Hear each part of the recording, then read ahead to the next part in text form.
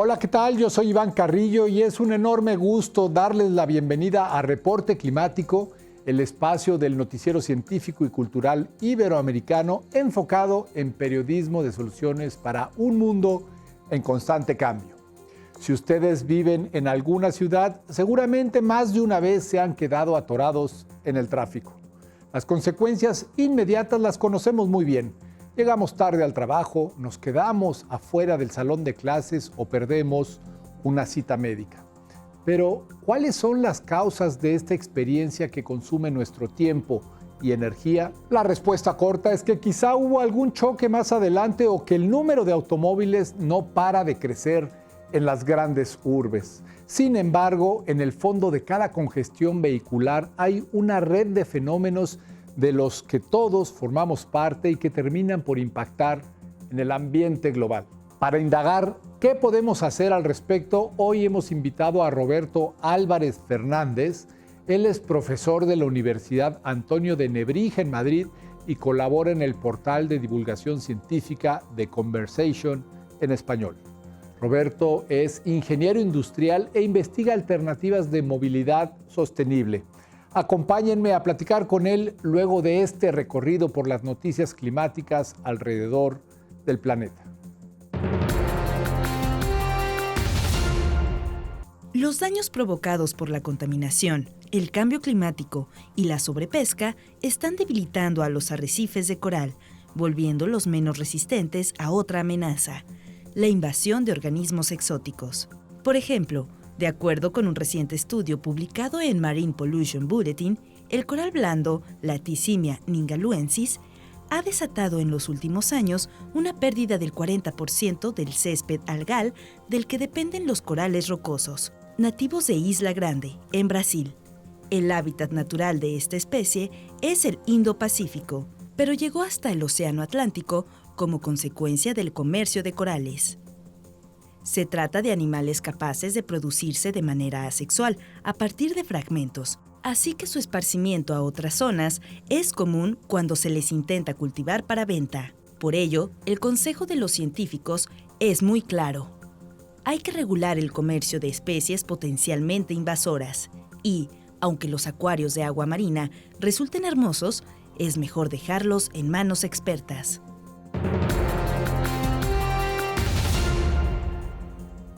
Las termitas son insectos descomponedores críticos para los ambientes naturales. De no ser por ellas, el mundo, especialmente los trópicos, estaría lleno de plantas y animales muertos. Su ausencia es, a todas luces, un problema. Sin embargo, su presencia en exceso también es peligrosa. Según investigaciones recientes, la subida de la temperatura global está favoreciendo la proliferación y expansión de termitas, dando pie a un círculo vicioso de calentamiento. Al degradar la materia orgánica, estos insectos emiten gases de efecto invernadero a la atmósfera. Por lo tanto, más termitas en más lugares significa un planeta aún más caliente, y un planeta más caliente representa mayores oportunidades para las termitas. A finales del siglo XXI, podrían colonizar hasta un 30% más de su tasa actual en zonas templadas. Así lo indica un nuevo estudio publicado en Science, cuyos autores advierten que las termitas y sus variables deben ser consideradas en los modelos climáticos para medir qué tanto pueden acelerar el cambio climático.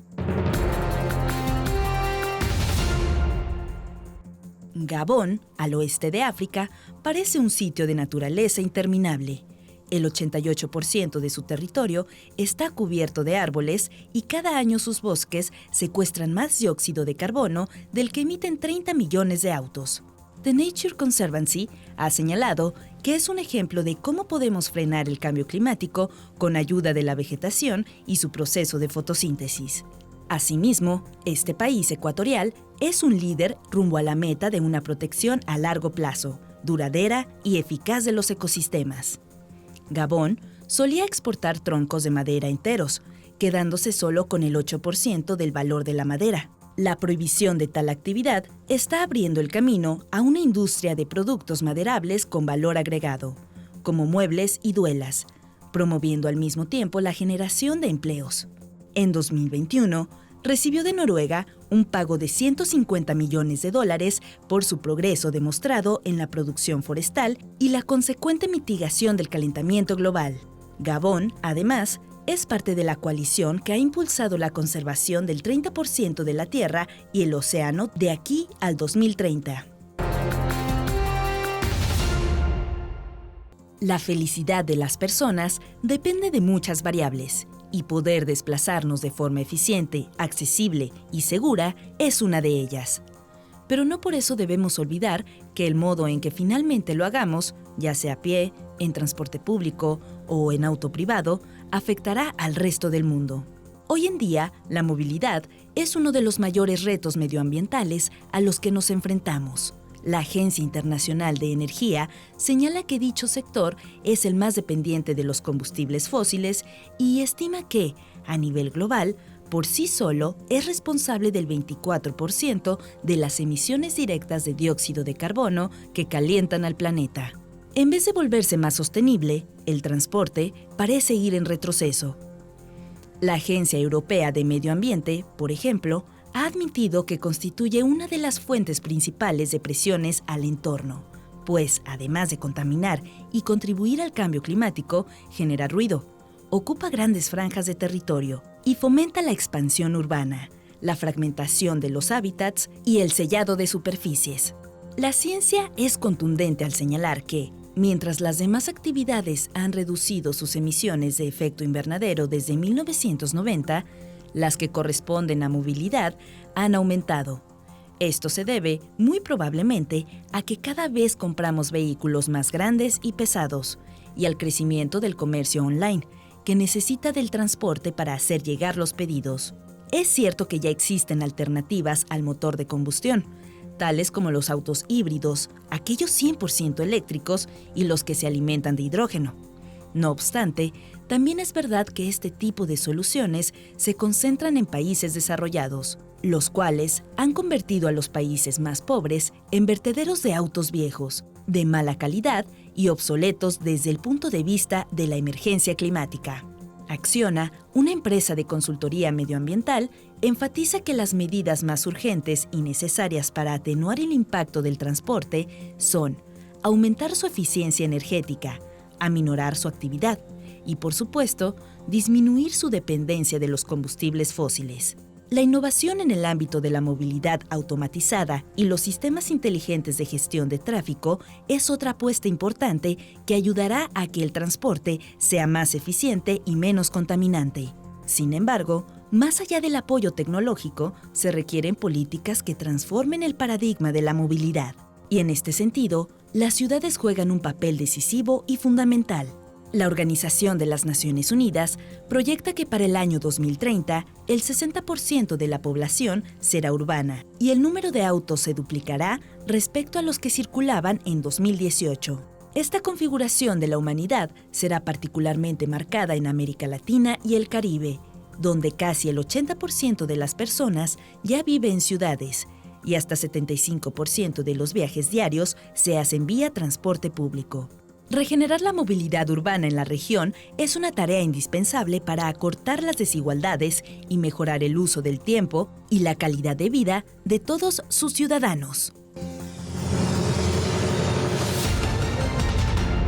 Podemos considerar a las ciudades como uno de los inventos más importantes de la humanidad. Ahí han florecido en gran medida el arte, la ciencia y la filosofía. No obstante, su crecimiento descontrolado nos está cobrando una enorme factura que se manifiesta, por ejemplo, en forma de cambio climático. En general, de las grandes urbes se extrae todas las emisiones de gases de efecto invernadero. Entonces, es un problema evidentemente a contemplar, porque no es fácil entender el mundo sin ciudades grandes, sin grandes urbes. Y cada vez hay más ciudades superpobladas y menos poder rural. Las ciudades abarcan menos del 2% de la superficie de la Tierra y pese a ello contribuyen con el 60% de las emisiones de gases de efecto invernadero. Yo lo visualizo en dos puntos de vista. Uno serían las emisiones contaminantes que van directamente a la respiración humana, es decir, las emisiones polutantes que son nocivas per se, y otras las emisiones de gases de efecto invernadero, que producen el calentamiento global y por lo tanto se producen esos fenómenos que se están viendo ahora de grandes tormentas, grandes sequías, y que es un tema que ya tiene una difícil solución, aunque nos pongamos las pilas digamos, de ahora mismo y intentemos solucionarlo. Pero hay esas dos vías, la vía de emisiones que son gases de efecto invernadero y la vía de emisiones que son polutantes a la respiración humana, que producen fenómenos ya a la salud de las personas.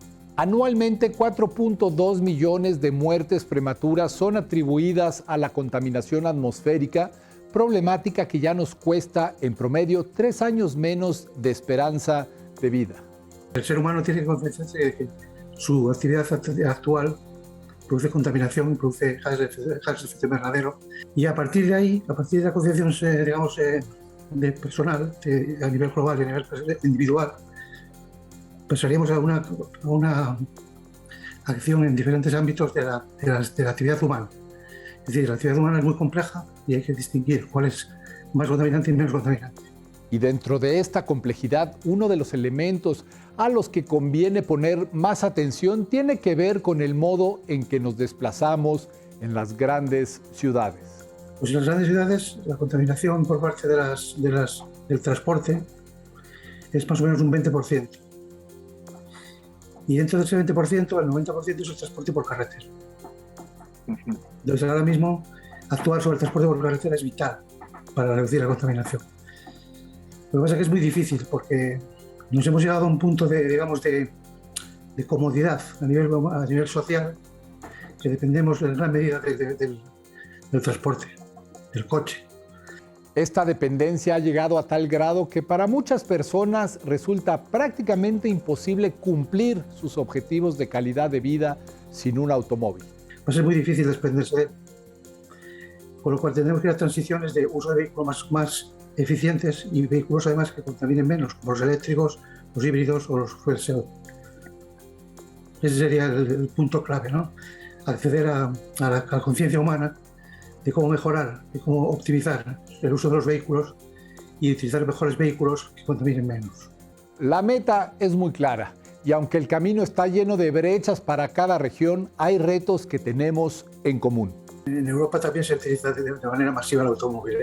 Es verdad que hay un transporte público muy eficiente, pero es relativamente insuficiente para descontaminar. Es decir, al final las ciudades cogen tanta población, en España por ejemplo Madrid y Barcelona tienen tanta población que es imposible cubrir la demanda de transporte con transporte público. Entonces hay una demanda muy fuerte de vehículo privado, con lo cual al final la descontaminación por parte de las ciudades con vehículos eléctricos es vital, aunque tengas una buena cobertura de transporte público. Bien, es verdad que si hubiera más transporte público sería mejor, pero el transporte público llega a un punto en el que es imposible ya avanzar más en él. Roberto Álvarez propone, además, recurrir a las llamadas soluciones de compromiso. Este concepto implica perder una comodidad para obtener cierto beneficio. Como los vehículos compartidos, los vehículos de sharing, y dejar el vehículo privado un poco en el garaje. Pero es muy difícil, porque al final todos queremos cumplir nuestros objetivos de vida social y entonces es muy complicado que reduzcamos el nivel de uso del vehículo privado, del vehículo personal.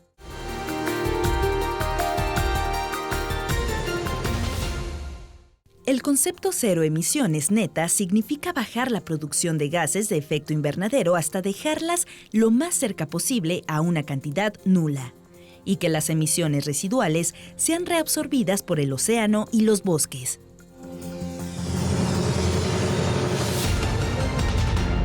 El cuarto componente es favorecer las redes de transporte público y los medios poco contaminantes. Es un compromiso más serio ya desde el inicio de la vida de las personas, con la educación. Segundo sería concienciar de que el problema que tenemos actualmente de huella de carbono por el uso del transporte es manejable por nosotros, es decir, no es algo que está impuesto por nada, lo imponemos nosotros mismos. Luego sería por fomentar el uso del vehículo eléctrico, porque el vehículo eléctrico, aunque no sea un descontaminante total, sí que ayuda bastante. En este planteamiento, el tema de los autos eléctricos es el que suele atraer más la atención y genera altas expectativas. ¿Qué tan realista es un mundo con un parque vehicular 100% electrificado? En vías de desarrollo es más difícil todavía, porque en el desarrollo ya lo es. Y el vehículo eléctrico tiene un problema serio, que es un problema de prestaciones. Es decir, cuando un usuario de vehículo, un conductor, cambia su coche por otro, cambia por un coche que presuntamente le da más, no le da menos. Cuando le da más prestaciones y menos problemas. El coche eléctrico, por desgracia, tiene niveles de carga muy lentos todavía, tiene problemas de autonomía y tiene también problemas de que hay pocos puntos de recarga. Con lo cual, al final, el usuario ve con malos ojos cambiarse a un coche eléctrico, porque pierde prestación.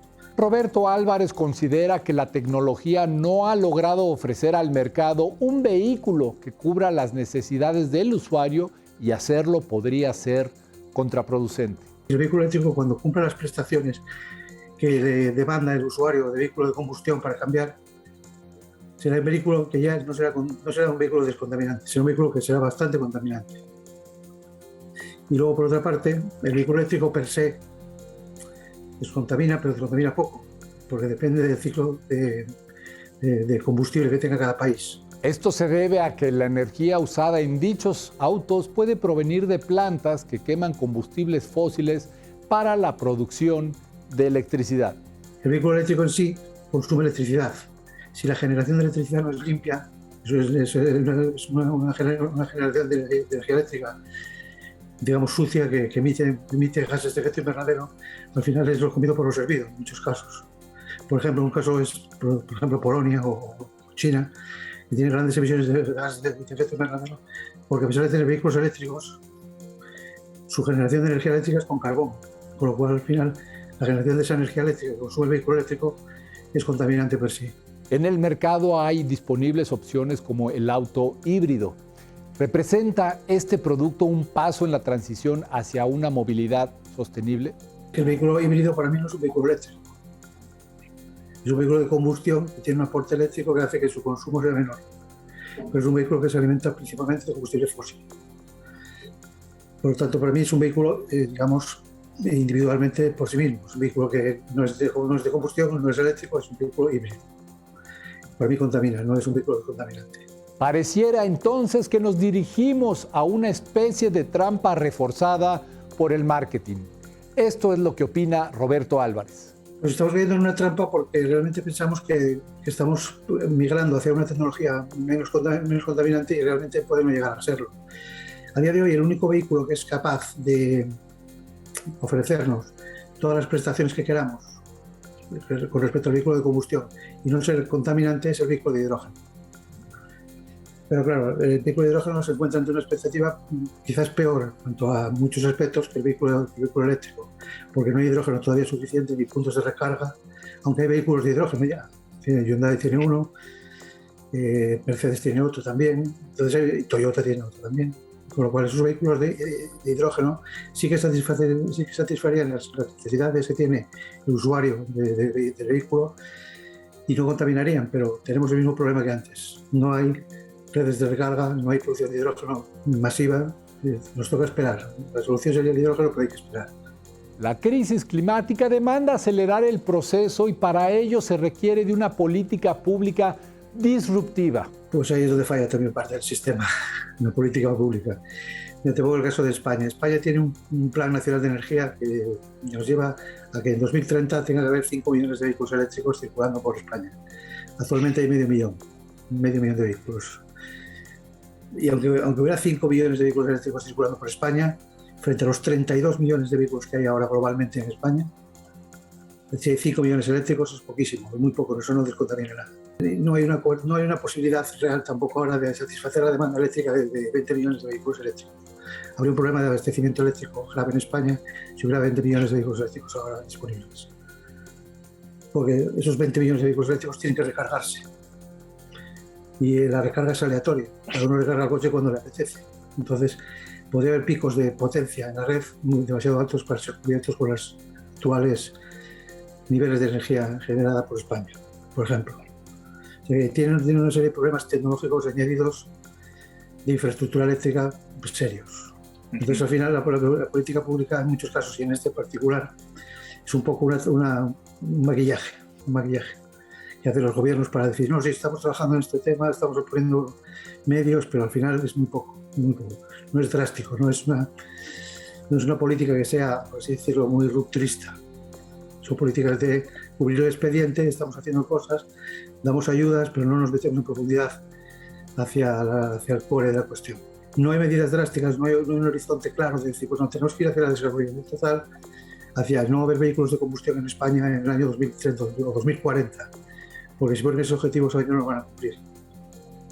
Entonces es una pelea, digamos, contra un sistema, no voy a decir corrupto en sí mismo, sino que es un sistema que lo que hace es perpetuarse en la idea de que el vehículo de combustión no va a desaparecer.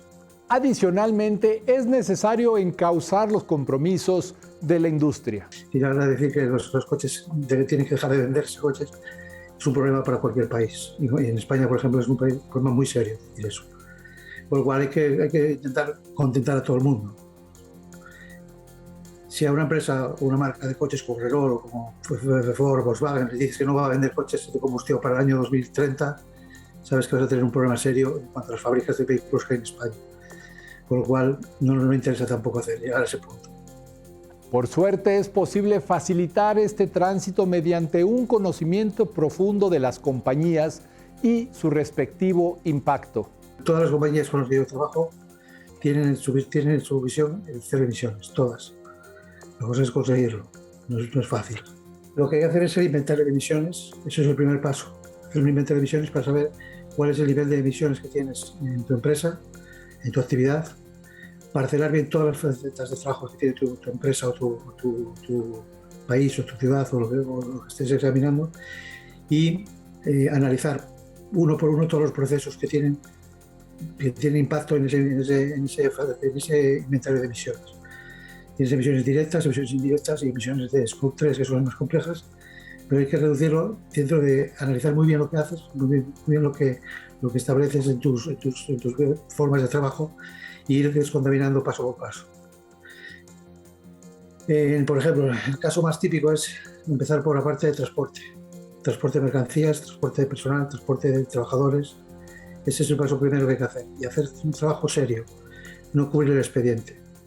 El trabajo serio es decir, es analizar esos procesos bien, paso por paso, y ver dónde se produce el efecto contaminante.